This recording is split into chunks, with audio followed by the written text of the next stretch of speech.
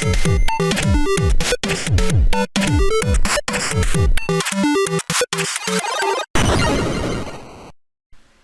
really need to start clearing out my massive Steam game backlog. In order to assist with this, I decided that I'm going to review a lot of the games I have. So here we are, checking out Cast of the Seven Godsends Redux, a platformer akin to old school DOS games. The premise of the game is simple enough. You play as a soldier who was killed by some evil demons. Your baby is then kidnapped while the mother/wife just stands by and watches. Surprisingly, nothing happens to her. But you are resurrected by the godsends of the title, who give you powers to thwart the evil at work here. And then you set out on a fairly typical generic quest through many fantasy realms to, I guess, save the world and your kid?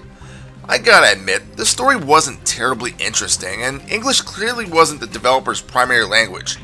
Either that or they just didn't care.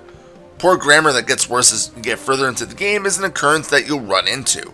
Good thing for us, grammar is secondary to gameplay. Right from the start, it's easy to compare Godsends to the Ghosts and Goblins series.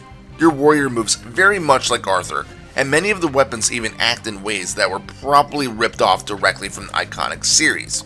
Sure, there are differences, but you can't help but notice the inspiration source. Just like Ghosts and Goblins, your hero needs to wear armor to stay alive. Armor can take 2 hits, with it dismantling after that. However, there is a way to place more power into the armor pickups. What you're going to want to do is hunt for orbs. By collecting them, you'll be able to hold the attack button down to choose between the 7 godsends, augmenting your armor with their power. Each one of these deities has different weapon types and abilities. Many of the powered up skills are somewhat useless and often cause damage to yourself as you wait for the animation to finish, but the weapons themselves can be useful. Large tornadoes, electrical bolts, heat-seeking lasers.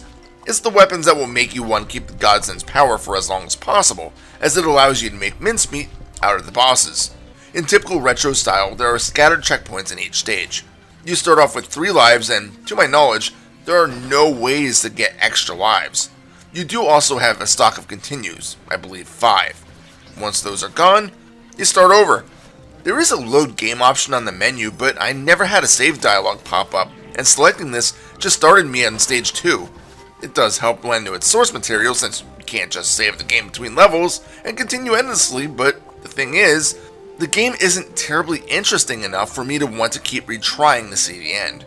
For one, the enemies are just kinda bland, not to mention some of them just spawn in endlessly, and others are defeated only temporarily, like the flowers in stage 2. Also, depending on what weapon you have equipped, they may take a ton of damage, making it a true challenge to get past an encounter without getting hit. Maybe if the level design was better, I'd also be a bit more interested in Godsends. Sadly, the game just has a very low budget look to it. The stages themselves are pretty enough, making me feel like I'm playing an old DOS or Windows 95 game, but the enemies and even your character just look incredibly low budget, with very few frames of animation. What might break the game the most for me, though, was the control. A lot of times, I felt like I just didn't have true control over the hero's movements. Jumping is very floaty, and in stage 2, as I was climbing the sawmill, I kept falling off due to not being able to truly time leaps between saw blades and rotating pieces of wood. Add in the fact that fighting bosses gets aggravating due to not being able to react fast enough, and I just didn't really want to keep playing after a game over. The music doesn't really help matters either. It's not terrible by any means, but some of it just doesn't fit. Several of the tracks are short and loop frequently, and none of them are particularly amazing in quality. Add in the odd song that you hear during the ice level, which really doesn't fit the stage, and it's just another reason to not continue playing when you lose all of your lives.